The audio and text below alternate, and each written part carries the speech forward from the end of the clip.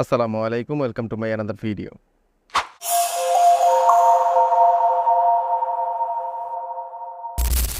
Time machine শুধু কল্পনায় ভাবা যায়।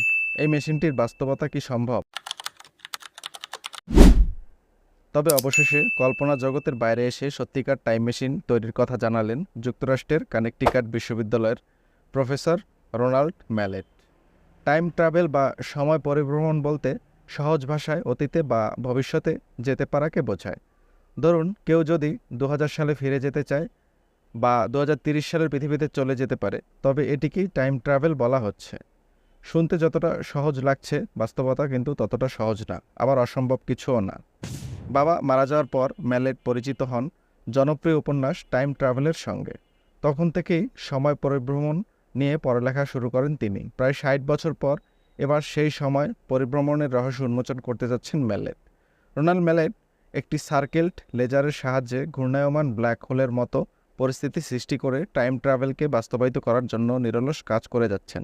তার এই ডিভাইসের আদলে ভবিষ্যতে টাইম মেশিন বানানো যাবে বলে দাবি তার। তবে সময় বলে দেবে এটি নিয়ে আদৌ অতীত কিংবা ভবিষ্যতে যাওয়া সম্ভব কিনা। আজকে আমাদের ভিডিওটি এই পর্যন্ত। সবাই ভালো থাকবেন, সুস্থ থাকবেন। আল্লাহ হাফেজ।